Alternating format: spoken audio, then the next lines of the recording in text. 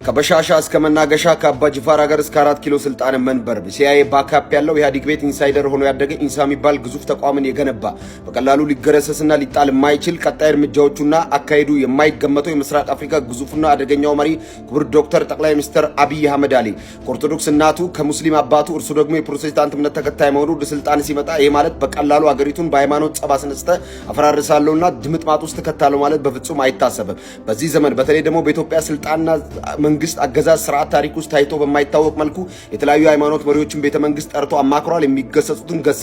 ለሀገር ልማትና እድገት መስራት እንዳለባቸውና ለሰላም መጸለይ እንዳለባቸውም ጠቁሟል። ከሃይማኖት ጀርባ የተጠነሰሱ አደገኛ ሴራዎችንም በቀላሉ ማክሸፍ ችሏል። ሰውየው የሸዋ ፖለቲካን እየጠጣ ማደጉ፣ ትግርኛና ኦሮምኛ አቀላጥፎ መናገሩ፣ ትግራይና አማራ ሲጋቡ ወላይታ ከትግሬ ሲዋለድ ያየ ጥንቁቅ ኢትዮጵያዊ በመሆኑ ምክንያት በዚህ ምክንያት የክልል ጥያቄን ሰበብ በማድረግ የብሔር ጥያቄንም ምክንያት አመክንዮ በማድረግ ከጀርባው የተለያዩ ሴራዎችን በማንገብ ሀገርን በቀላሉ በብሔር ውጥንቅጥ ውስጥ በመክተት ማፍረስ በሱ ስልጣን ዘመን አይታሰብም።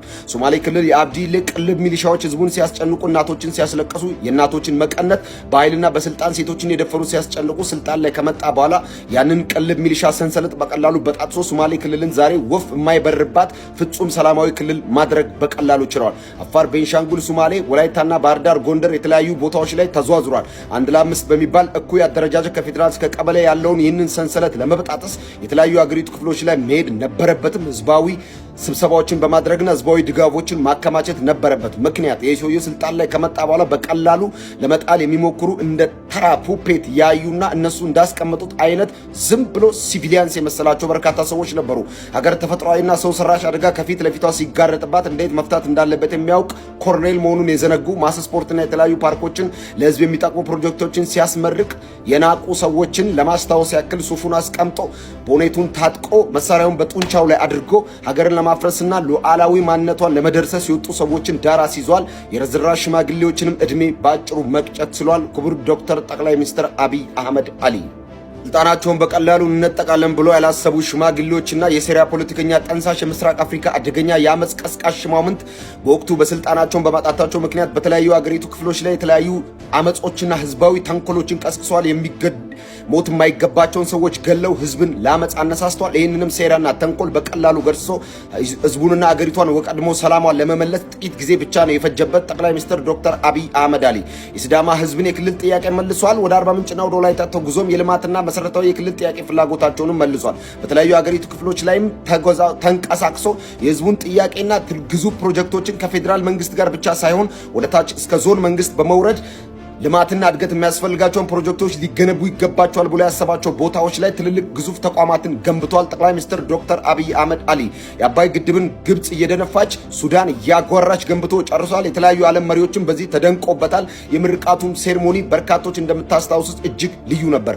ሀገርን ይወዳል ማለት ለአንድ አዝማሪ ጋር ሲነጻጸር ጠቅላይ ሚኒስትሩ በፍጹም ግዝፈት የተሻለ መሆኑን በቂ ማሳያ ነው። ሀገሪቱን በግጥም ድርድርና በከበሮ ድምድምታ ሳይሆን ህዝብን የሚጠቅምና ቀጣይ ለሀገሪቱ መጻኢ ዕድል ተርታና ተስፋ ይሰንቃሉና ህዝባዊ ፕሮጀክቶች ቢገነቡ ለህዝቡ ይጠቅማሉ በሚባሉ ተጨባጭ የለውጥና የእድገት ጎዳናዎች ላይ የሚታዩ ለውጦችን እየሰራ ለኢትዮጵያ ህዝብ ያለውን ክብርና ፍቅር በተለየ መልኩም ደግሞ ለሀገሪቱ ያለውን እድገት እያሳየ የመጣ መሪ ነው።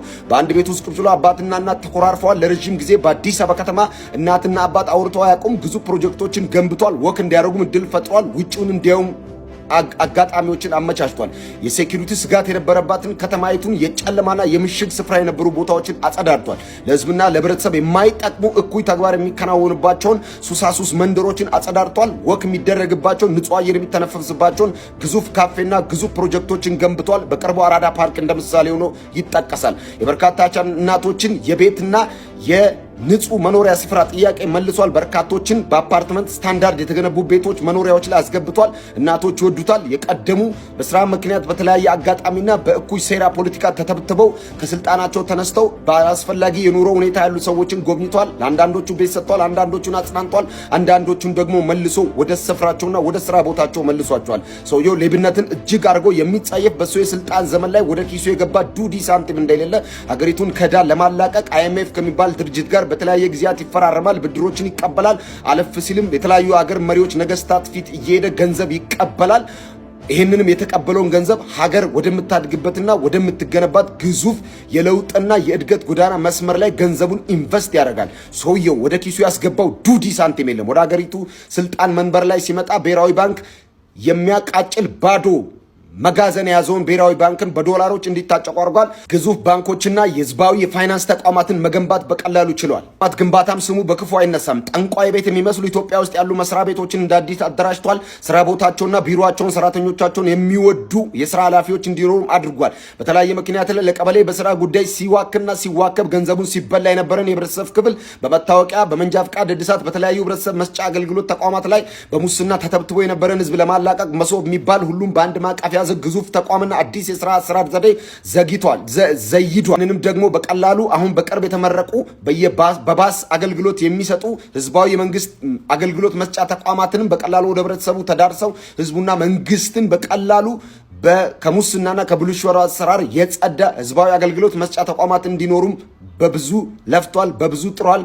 ክቡር ዶክተር ጠቅላይ ሚኒስትር አብይ አህመድ አሊ ጠላቶቹ የሚንቁትና ስድቡን እንደ አድቫንቴጅ ይጠቀማል። እነሱ አስበው ሳይቆሙ እሱ ማሰብ ይጀምራል። ቀጣይ እርምጃው በፍጹም አይገመትም። ለሀገር ጉዳይ ላይ ለሰከንድ ሽርፍራፊ አይደራደርም። በኢትዮጵያ ጥቅምና በብሔራዊ ኢንተረስት ከመጣቸው የማይደራደር ሰው መሆኑ ሰውየው በወታደር ቤት ማደጉ በቂ ማሳያ ነው። እናቱን እጅግ እንደሚወድ ስልጣን ላይ በመጣ የመጀመሪያ ቀን ተናግሯል። ለባለቤቱ ለልጆቹም ያለውን ፍቅር ተናግሯል። ይሄ ማለት በቀላሉ ወደ ስልጣን ከመጣ በኋላ የሴቶችን የፖለቲካ ንቁ ተሳትፎ በተለያዩ ሚኒስቴር መስሪያ ቤቶች ላይ እስከ ሹማምንት ድረስ በማድረግ ሴቶችን በፖለቲካ አሳትፏል። ሀገሪቱ በሴት ተመርታም ደግሞ ብቁ ለውጥና ተጨባጭ እድገት እንደሚመጣም በቂ ማሳያ ነው። ይሄ ማለት በጾታ ልዩነት ተነስተ አብይ አህመድን ስልጣኑን ለመጥበጥና ሀገርን ለማተራመስ መሞከር በፍጹም በሱ የስልጣን ዘመን አይታሰብም። በሴኩሪቲ አቅሟ በምስራቅ አፍሪካ ግዙፍ ኢትዮጵያን ለመገንባት እየታተረ ነው የሚገኘው። ሻዕቢያ በተለያዩ ጊዜያት ሀገሪቱ ላይ የጠነሰሰውን ጥንስስ በቀላሉ በጣሶ ጥሏል። አብሯቸው በአንድ ወቅት መስራቱን የዘነጉ ሰዎችም ንቀውታል፣ አጣጥለውታል። ንቀታቸው እንደ አድቫንቴጅ ተጠቅመዋል። እነሱ ማሰብ ሲያቆሙ እሱ ማሰብ ጀምሯል። ጠቅላይ ሚኒስትር ዶክተር አብይ አህመድ አሊ ባለፉት 8 ዓመታት በስልጣን ጊዜ ውስጥ ከመጣ በኋላ በተለያዩ ጊዜያት ላይ የተነሱ አመጾችን በቀላሉ ማርገብ ችሏል። ህዝባዊ ጥያቄዎችን መልሷል። የኑሮ ውድነት ጋር ተያይዞ የሚነሱ ጥያቄዎችን ለመመለስ በርካታ የግብይት ስርዓቶችና ፍትሃዊ የሆነ የህብረተሰብ አገልግሎት መስጫ ተቋማትን ለመገንባት እየታተረና እየደከመ ይገኛል። ሰውየው ከውጭ ኃይሎች ጋር ብቻ ሳይሆን ከውስጥ የወጡ ጠላቶች ጋርም ረጅም ጊዜ ሲታገልና ሲዋጋ የቆየ አደገኛ በቀላሉ የማይገመት ሰው ነው። ጠቅላይ ሚኒስትሩ ወደ ስልጣን ከመጣ በኋላ በእናውቀዋለና በትውቅና በተለያዩ ምክንያቶች ከጀርባው ሆነው ወንጀልና ህገወጥ ስራ ሊሰሩ የነበሩ ሰዎችን ሲያሰርና ህገወጥ መሆናቸውን ለህግ ሲያጋልጥ ሰውየው በቀላሉ የሚገመት መሪ አለመሆኑን በቂ ማሳያ ነው። ክቡር ዶክተር ጠቅላይ ሚኒስትር አብይ አህመድ አሊ 8 ዓመታት በለውጥና በሂደት ጎዳና ከዚህ በኋላ ለሚኖሩም ደግሞ ዓመታት ከእግዚአብሔር ጋር የተሻለች ሀገር ለመገንባት በብዙ የሚታተርና በብዙ የለፋ ያለ መሪ ስለሆነ በዚህና በብዙ ምክንያት ደግፈዋለሁ። ኢትዮጵያን ስለምወድ የሀገሬ መጻኢ ዕድል በሰላምና በእድገት ላይ የተመሰረተ እንዲሆን ስለሚፈልግ ከዚህ ሰውዬ ጎን ለመቆም እንደ አንድ ዜጋ እገደዳለሁም የውዴታ ግዴታችን ላይ በዚህ 8 ዓመት ውስጥ በኢትዮጵያ መሪዎች ታሪክ ውስጥ በየቦታው ድግስ ተጥዶለት ከስልጣኑ እንዲወርድና ብሎ ጥሎ አገር ጥሎ እንዲጠፋ ፕሮፓጋንዳና የጥላቻ ጥንስስ ከተነሰሰባቸው ሰዎች መካከል አንዱ አብይ አህመድ ነው። ያለፈበት መንገድ ደግሞ በጣም የሚገርም ነው።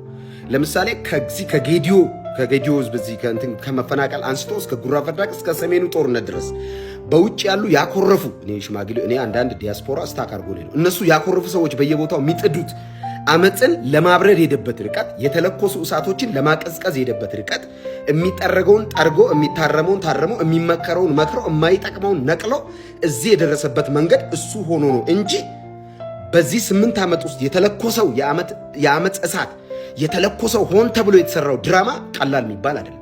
ያለፈበት መንገድ ግን በጣም አፕሪሼት ሊደረግ ይገባል። ግጭቶችን ያለፈበት መንገድ ለምሳሌ በጠቅላይ ሚኒስትሮች ታሪክ ውስጥ እንደ አብይ አህመድ አሊ ላይ የዲፕሎማሲውን ለማበላሸት ፕሮፓጋንዳ የተሰራበት መሪ የለም። ፕሮፓጋንዳ ያልተሰራበት የለም።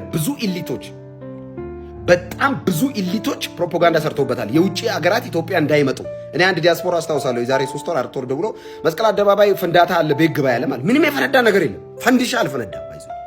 ፈንዲሻ እንኳን የዛኔ አልፈነዳም።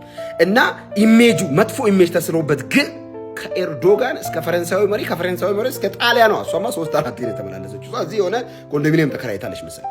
እስከዛ ድረስ ያልተመላለሰ የለም። በጣም ብዙ ኢቨንቶች እዚህ ሀገር ላይ ተዘጋጅተዋል። አዲስ አበባ ላይ ብዙ የአፍሪካ መሪዎች መጥተው በሰላም ወጥተው ሄደዋል። ይህንን ያደረገው ምን ብሎ ነው? እያወራ ነው አይደለም? እያለ እያስረዳ ነው አይደለም?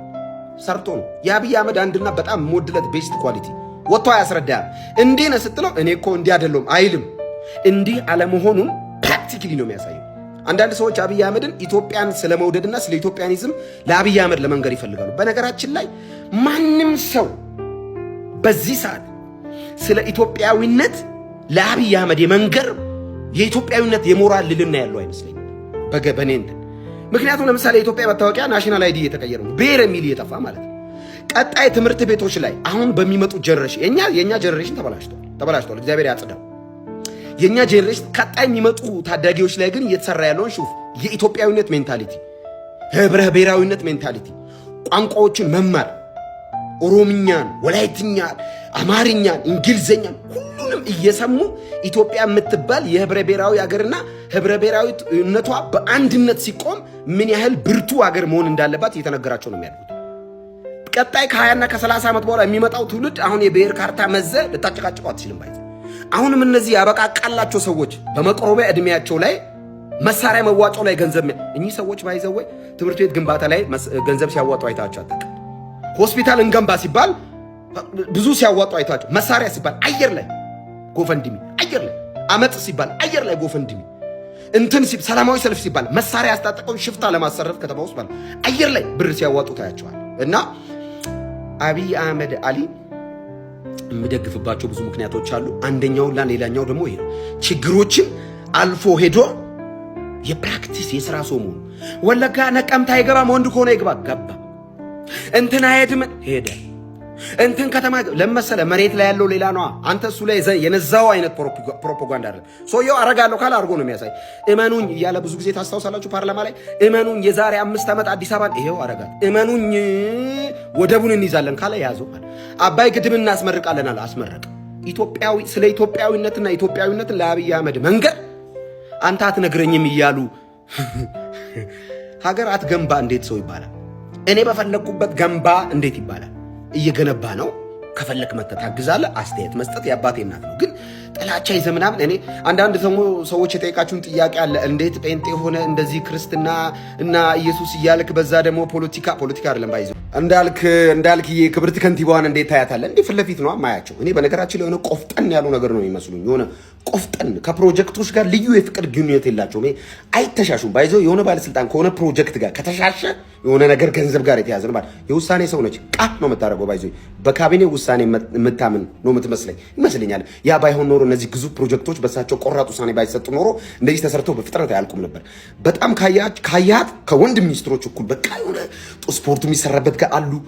ከዛስ የሆኑ ፕሮጀክቶች ጋር ሰው ተኮር ጋር ከዛ መንገድ ላይ የሚቆሙ እህቶች ጋር እነሱን ታነሳለች። ወደ 2000 እና ወደ 4000 ሰው ታሰለጥናለች። ከዛ ይወጣ ታወጣለች። በፀጉር ስራ፣ በሱቅ፣ በምናምን ንግድ ውስጥ ታስተማራለች። ዞር ስትል ደግሞ ይሄ በየበዓሉ ወይ የታመመ ሰው ጋር ትሄዳለች ወይ የተቸገሩ በቀድሞ በኢትዮጵያ በነገራችን ላይ ለተመላሽ ወታደር ያላት ሪስፔክት እኔ በነገራችን ላይ የመከላከያ ሰራዊት አባላት እንዴት እንደሚወዷት ጭምጭምታ ነው የሰማሁት፣ ግን እውነት ነው። በጣም ነው የሚወዷት።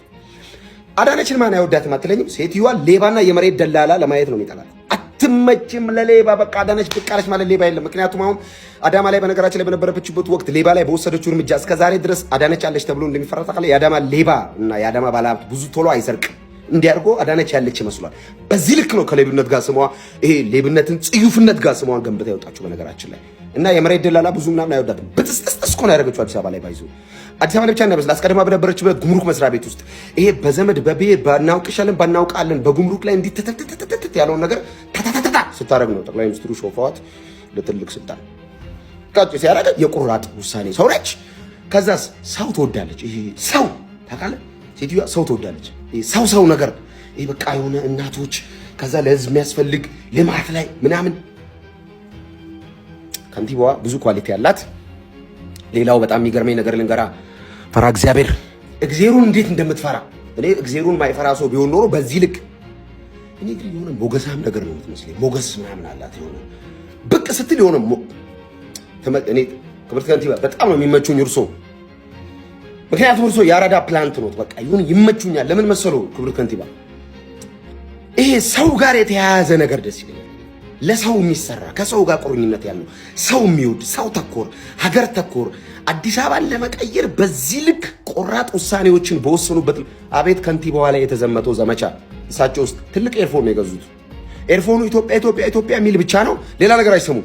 እድገት እድገት ኢትዮጵያ ኢትዮጵያ ስራ ስራ የሚል ኤርፎን ገዙ። ቀጭ አደረጉ። ይኸው ስንት ዓመት አንድ ቀን ሰምተው ያቆም ወደኋላ ሲመላለሱ አታይም። ሴትዮዋ ስራ ላይና ስራ ላይ ብቻ ናቸው። እግዚአብሔር ይባርኮ ክብርት ከንቲባ፣ በጣም እግዚአብሔር ይባርኮ። ጌታ እንደሚጸልዩ ደግሞ ሰምቻለሁ። አንተ ጸልዮ የሚወጣ ከንቲባ አየህ፣ ግን ብራይት ነገር ምናምን ቅሞ እየወጡ እኮ ነው ያስቸገሩን። ጸልዮ ብቅ ሲሉ ስራ፣ ህብረተሰብ ለውጥ መንገድ ላይ አይታቸው ታውቃለህ? እንደ ባለስልጣን እንኳን አክት አታደርግም ሴትዮዋ። የሆነ ህዝባዊ ነገር ልጅ ብላ ወክ ብታረጋ ሰላም ናችሁ እንደ አንተ እንደዚህ አይነት ባለስልጣን አይተረናቀም። በቲንት መኪና መከራቸው ባይጆ ጠቅላይ ሚኒስትሩ አንድ ትልቅ ከሰሩት ነገር በጣም አፕሪሺየት መደረግ ያለበት ነገር እንደው ታውቃለህ፣ ባለስልጣኖች ሰዋዊ እንዲሆኑ ከሰው ጋር እዚህ ብሎ ሳይሆን ቀለል ብለው ስፖርት የሰሩት ቱታ ለብሰው ምናምን ከኛ ጋር ሰላም ሲባባሉ ምናምን እና ይሄ በጣም አፕሪሺየት ሊደረግ ይባል። ሌላው ከጠቅላይ ሚኒስትሩ ቀጥታ በወረደ ትዕዛዝ የተቋማት ግንባታ ላይ ከንቲባዋ የወሰዱት ያሉት እርምጃ በተለይ አዲስ አበባ ቢሮዎች፣ የሚኒስትር ቢሮዎች ቋንተ ጠንቋይ ቤት ነበር እኮ የሚወስዱት። ባይዞ ጠቅላይ ሚኒስትሩን በተቋማት ግንባታ አታማው ነገ ሀገር በተቋም እንደምትቀጥል ያምናሉ። ባይዞ ተቋማት ስር መሰደው ቋሚ መሰረት ከያዙ ሀገር የማትቀጥል ማንም መንግስት ይምጣ ተቋም ስሩ መሬት ከሰደደ በጣም የመቀጠል አቅሙ ሀገር ከፍተኛ ነውና ተቋማት ግንባታ የጠንቋይ ቤት መቃሚያ ቤት የሚመስል ቢሮ መጡ። ነጭ በነጭ ታውቃለህ። አሁን የመንግስት ቢሮዎች እኮ ጉዳይን አስፈጽመ ኢቭን ከባለስልጣኑ ጋር የፍቅር ግንኙነት ያለ ነው የሚመስለው። ውጣ ውጣ አይደል ቡና ታዛለ የመንግስት ቢሮዎች ላይ አሁን እኮ በቃ ጉዳይን ጨርሰሃል። ሰውየውን እኮ አግኝተዋል። አንዳንድ ባለ ጉዳዮችን ቶሎ አናገኝም። እሱን ነገር እመለስበት። ቡና ጠጥተህ ከቢሮ አትወጣም። ጸዳ ፍታ ያለ ነገር ነውና ክብርት ከንቲባዋን በጣም ነው የምወድላቸው። በቆራጥ ውሳኔያቸው ከካቢኔ ጋር ባላቸው ቁርኝነት ኢትዮጵያን በመወደዳቸው አዲስ አበባን በመወደዳቸው ሰው በመሽተታቸው ከተማይቱን በዚህ ልክ ስለገነቡ ከዚህ በኋላም ስለሚሰሩ ስለ ብርቱ የውሳኔ አቋሞ ቴንክ ዩ